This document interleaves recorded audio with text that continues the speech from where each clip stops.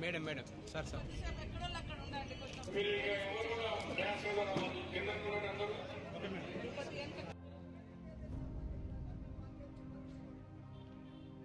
కూడా అవకాశం ఇచ్చింది అని ఆ రోజు ఆమె మాట్లాడిన మాటలు.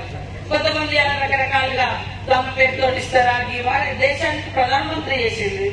ఆడ మనిషి అమ్మ లాంటిది. ఇందిరమ్మ ఇల్లు ప్రతి ఊర్లో ఉన్నాయి. ఇప్పుడే కాదు, గతంలో రాజశేఖర రెడ్డి గారు కూడా ఉన్నప్పుడు, ఇందిరమ్మ కూడా బతుకున్నప్పుడు పక్కా ఇల్లు ఇచ్చింది, భూములు పంచింది. ఇట్లా ఏదో ఒక చిల్లరగా కొంతమంది దుష్ప్రచారం చేస్తాం. మానీయురాలు మా అందరికి స్ఫూర్తి, ధైర్యము, అలా ముందుకు రావాలనే లక్ష్యంతో పనిచేస్తా ఉన్నాం. కాబట్టి ఇక్కడికి వచ్చిన మా అక్క చెల్లెలకు కూడా అందరికి విజ్ఞప్తి చేస్తా ఉన్నాం. మేము ఊర్లో కోటీశ్వరులను చేయాలని లక్ష్యం పెట్టుకున్నాం.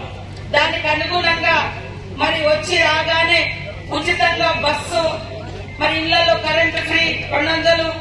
ఈ రోజు బస్సు ఫ్రీనే కాదు, బస్సుకు ఓనర్లను చేస్తూ ఈ రోజు 6 కోట్ల రూపాయలను మేము ఒక్కొక్క బస్సుకు 30 లక్షలు రిలీజ్ కూడా చేస్తా ఉన్నాం. ఆ బస్సు మళ్ళా ఎవరికి ఇస్తారు? మహిళా సంఘానికి ఇచ్చిన బస్సు గవర్నమెంట్ కే అద్దెకిస్తారు. గవర్నమెంట్ ఏం చేస్తుంది? మహిళా సంఘాల వాళ్లకు నెలకు 70,000 రూపాయలు బస్సు వాళ్ళు మాకు అద్దెకిచ్చినందుకు, గవర్నమెంట్ కి ఇచ్చినందుకు వాళ్లకు నెల కిరాయి కూడా కట్టడం జరుగుతా ఉంది. అదే కాకుండా అంతకుముందు పొదుపు సంఘాలంటే కేవలం ఏదో డబ్బులు వాడుకునేది, మళ్ళా కట్టే కాడ తిప్పలేదు. కానీ ఇప్పుడు మరి వేరే వాడుకోకుండా సరే కొన్ని అవసరాలకు వాడుకుంటాం.